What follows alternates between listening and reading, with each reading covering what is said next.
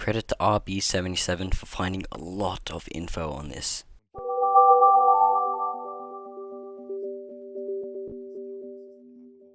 It's no secret that Nintendo has had a lot of games and features cancelled or wiped completely, but what happens when we find out about these?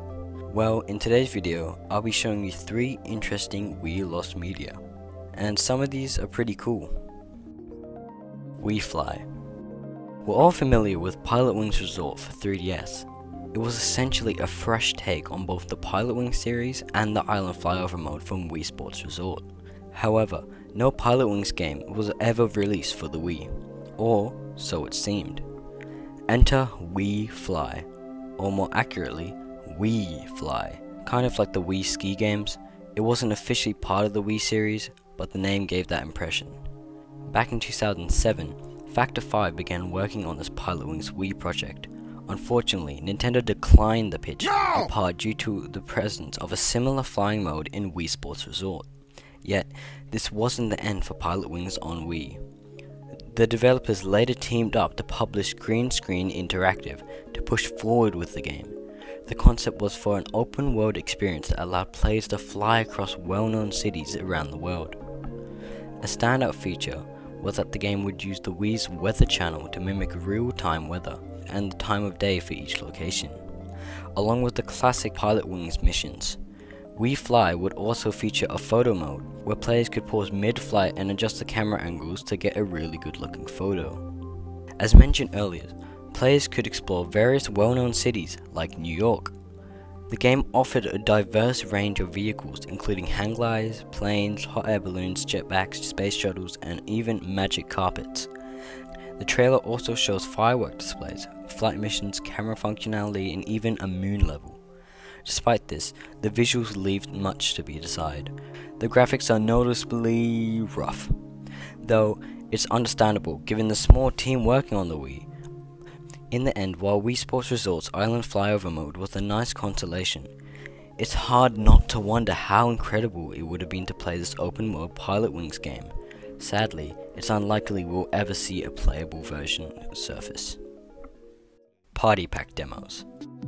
During the announcement of the Wii at various E3 showcases, attendees were given the chance to try out available demos. Back when the Wii was originally called the Nintendo Revolution was in early stages of development, the demos were particularly interesting. While there were clear rough versions of some eventual release titles, they either lacked certain features or included unseen elements. The demos were divided into 3 main categories: the Sports Pack, Party Pack, and the Health Pack. The Sports Pack consisted of minigames like baseball, golf, an airplane demo, tennis, and more, which ultimately evolved into Wii Sports. However, the other 2 packs are especially noteworthy. The Party Pack was envisioned as a collection of diverse minigames that didn't fit neatly into any one category. It included games like a shooting demo, a table tennis demo, and an obstacle course demo. Early footage showed the table tennis minigame from Wii Play, which was nearly identical to the final version, down to the hand and paddle design. However, in this early iteration, the Mii characters had more human-like features such as ears. The obstacle course demo bore a strong resemblance to the Wii Play's Pose Mii game, where players controlled a Mii character using the Wii Remote pointer to navigate obstacles. The shooting demo was also similar to what was eventually seen in Wii Play, though with some noticeable differences. For example, in the UFO level, there were no Miis being abducted, and in the final stage, players only shot ducks. While the ducks did appear in Wii Play, they were spread across different levels rather than being in one focal point. It's fascinating to look back on these early versions of games we now recognize, striking a balance between familiarity and novelty. Hopefully these E3 demos will one day be preserved and made playable, though this seems unlikely. Wii Startup Disc. The Wii Startup Disc was a long-lost piece of media that became highly sought after for years following the system's launch. On launch day, each Wii was supposed to come with the console, a remote, a nunchuck, and a copy of Wii Sports. But some batches sent to stores were different, missing the Wii Sports disc and instead showing a futuristic error message asking for a startup disc when powered on. For Nintendo, the existence of the startup disc was seen as a major oversight, and they tried to keep it under wraps. However, by the time they realized the issue, it was already too late. Nintendo's website advised affected users to send their copies back for repair, though many found this inconvenient. Eventually, a broken Wii with the startup disc error was put up for auction and purchased by a man named Bushing. He dumped the console's NAND, and another hacker, Larson, later uploaded it online. The required disk ID for the Wii to detect the startup disk was RAAE. Someone burned a disk with this ID, tricking the Wii into recognizing it as the startup disk. This allowed people to finally access the startup disk menu nearly 15 years after its disappearance.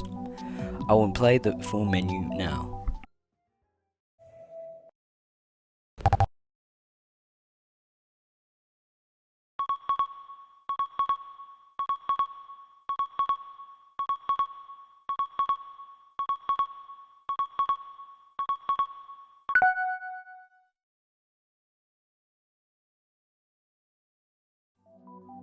Anyway, I thank you all for watching. This has been a video I've been wanting to do for a while, as it seemed like a fun project to work on and research. I would like to say that I'm still a new content creator, and subscribing to the channel would help a lot for the future of my channel. Anyways, thank you for watching, and goodbye.